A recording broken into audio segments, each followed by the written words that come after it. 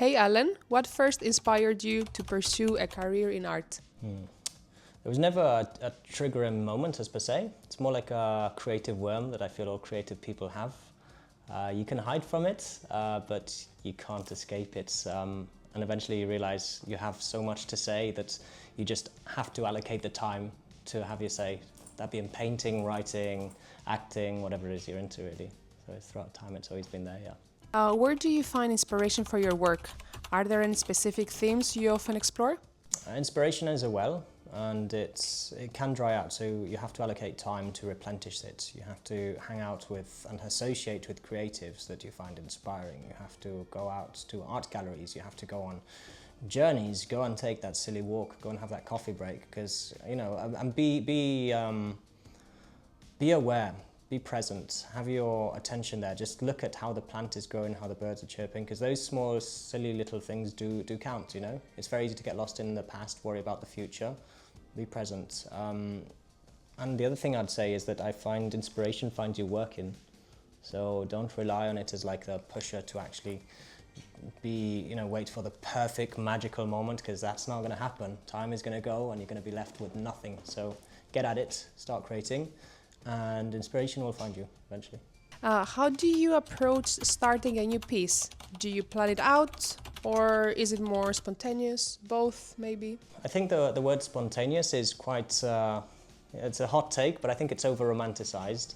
A typical Alan Paddy painting is carefully planned. I like to plan the composition before, I like to use symbols, I like to more or less have an understanding of like a structure of it behind, and then approach it. But there is, in theory there is no difference between practice and theory, but in practice there is often.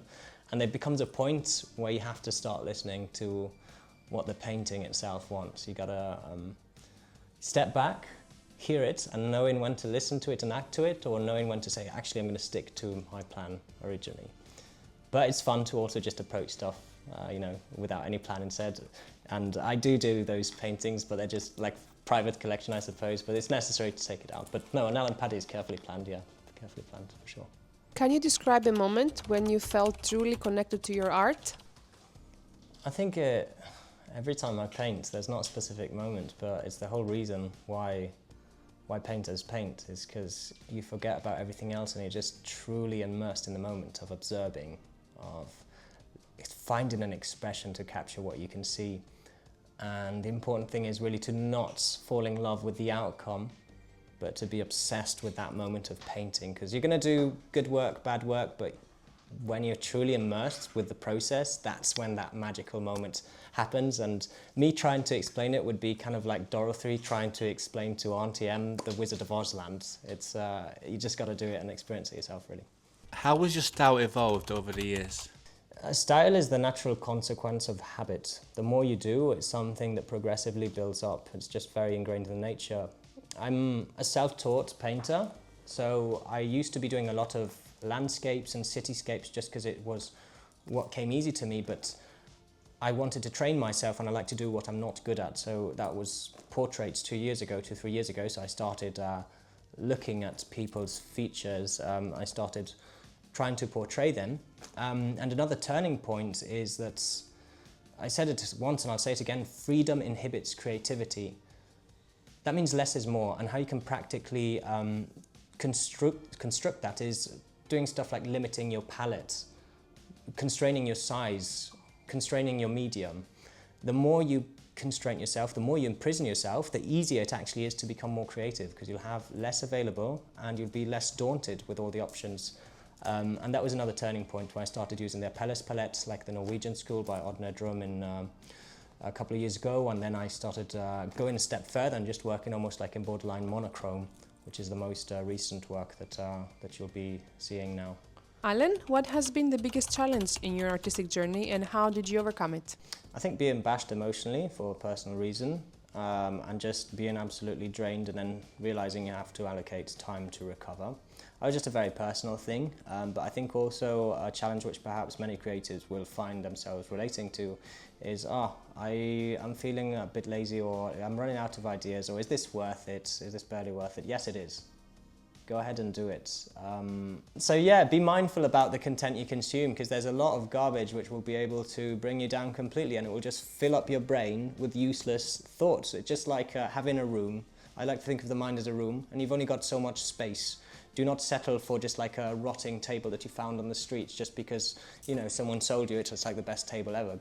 Grab the table only because you really, really believe it, I'd say. Yeah. Have you ever faced creative block? If so, how did you push through it? Yeah, absolutely, and it's a horrible thing. I think creative block can stem from affirmations, and they can either be internal or external. And these two sources you need to tackle. External is you need to curate your environment religiously and be unapologetic. Being able to say, no, I don't have time to hang out with X, Y, Z because it drains me. It's going to take a toll. You have to be very selfish as an artist sometimes because you have to protect yourself. You can't help others without helping yourself, really, and it's the same for your art. And the internalized ones, it works with affirmation, work with affirmation. So it's stupid, but start morning pages, start journaling, start telling yourself that actually, okay, it's okay to make bad paintings, but I don't care, it's not for me to say, I'm just here for the process, really, and I have to do what I have to do. And the third one I'd say, and the most importantly, is you just learn to show up. You have to paint. If it's a bad day, you're feeling tired, I don't care. Just show up and do it, really, because that's how you'll eventually build that consistency and that routine, and you won't care if it's a good or bad, but you'll have done it. Is there a particular piece of yours that holds special meaning to you?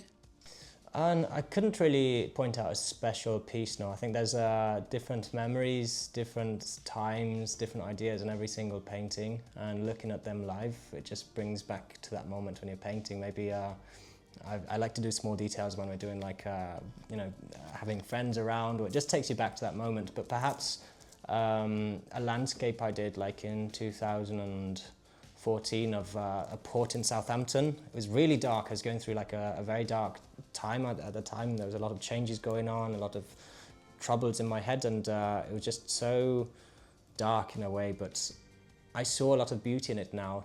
It was a painting I've been carrying with me, and I was actually just very close to just reusing the canvas.